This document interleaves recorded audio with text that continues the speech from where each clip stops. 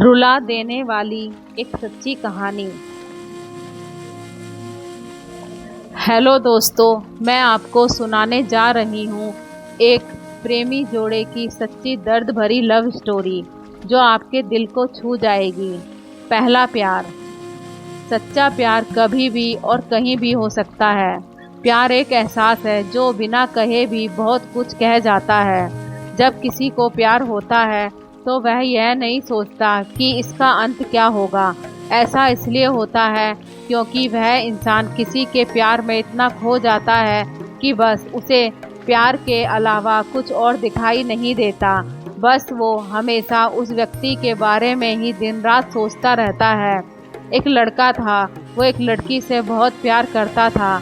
वो उस लड़की के लिए कुछ भी करने के लिए तैयार था, लेकिन दिक्कत यह थी कि लड़का बहुत गरीब घर से था जबकि लड़की बहुत अमीर थी। और दूसरी दिक्कत यह थी कि लड़का अलग जाति का था, जिस वजह से दोनों के प्यार में बहुत कठिनाई आ रही थी। वो लड़का उस लड़की से अक्सर पूछता कि तुम मुझसे शादी करोगी। लड़की जवाब देती, मैं तुमसे ही शादी करना चाहती हूँ, पर मेरे घर वाले इस शादी के लिए कभी राजी नहीं होंगे और मैं भागकर शादी बिल्कुल भी नहीं करूँगी। यह समाज बहुत बुरा है, हमें जीने नहीं देगा और रोज़ हमें नए नए ताने देगा जो कि हमसे सहन नहीं होगा।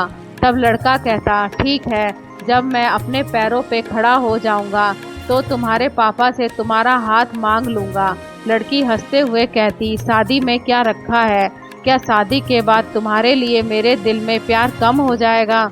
यह सुनकर लड़का सोच में पड़ जाता है, फिर हंसते हुए कहता है, क्या तुम शादी के बाद मुझको भूल जाओगी? इस पर लड़की कहती है, ऐसा कभी नहीं होगा, मेरी सांसें रुक सकती हैं लेकिन तुम्हारे लिए मेरा प्यार कभी कम नहीं होगा। फिर धीरे धीरे वक्त बीतता गया और लड़की के घर वाले उसके लिए लड़का देखने लगे। जब लड़के को यह बात पता चली तो वह पागल सा हो गया। जिससे वह बहुत प्यार करता था, उसने उस लड़की के लिए अपने दिल में नफरत भर ली और वह लड़का जानबूझकर कुछ ऐसा करता जिससे वह लड़की भी उससे नफरत करने लगे। और ठीक वैसा ही हुआ जैसा वो लड़का चाहता था और लड़की उससे नफरत करने लगी थी। उस लड़की की शादी किसी और से तय कर दी गई और वह अंदर ही अंदर बहुत दुखी था। जिस दिन उस लड़की की शादी थी उसी दिन उस लड़के ने उसकी छोटी बहन को कॉल किया और कहा, मैं जो भी कहूँगा तुम उसको फ़ोन में रिकॉर्ड कर लेना और जब तुम्हारी बड़ी बहन आए तो उसे यह रिकॉर्डिंग सुना देना।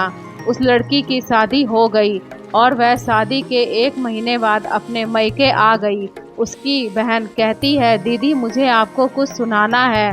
वो लड़की हंसकर कहती है, क्या है, जल्दी सुनाओ। जैसे ही वो उस लड़के की रिकॉर्डिंग ऑन करती है उसमें से रोने की आवाज़ आती है।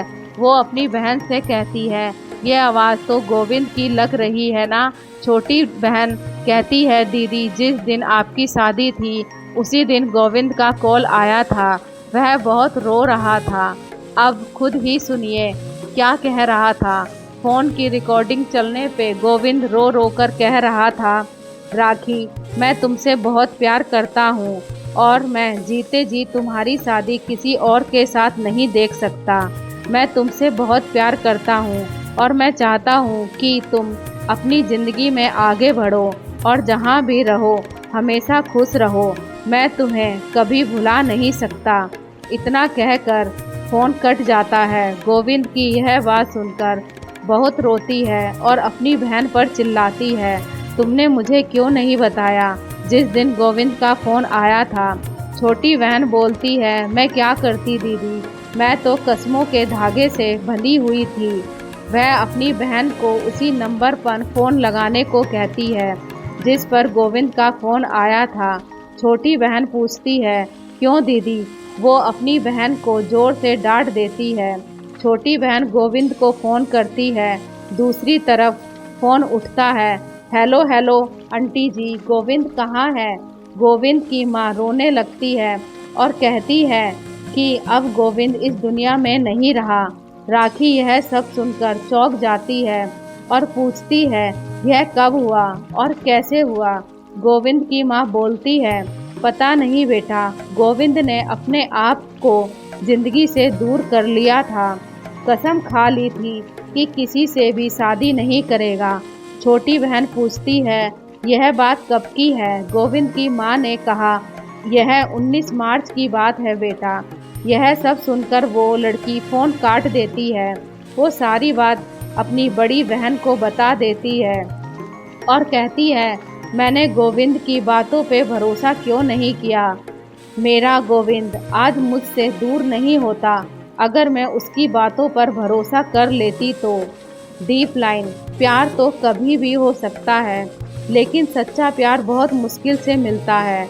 लोग दोस्तों को अपनी ज़िंदगी समझते हैं और प्यार को अपना जीवन। यह प्यार दुनिया का वो वायरस है जो कभी भी कुछ भी कर सकता है। इसलिए प्यार ऐसे इंसान से करो जो तुम्हारी फीलिंग को समझे और आपकी कदर करे। दोस्तों, अगर आपको मेरी यह स्टोरी पसंद आती है तो प्लीज़ मेरी स्टोरी को लाइक करें और मेरे चैनल को सब्सक्राइब। धन्यवाद।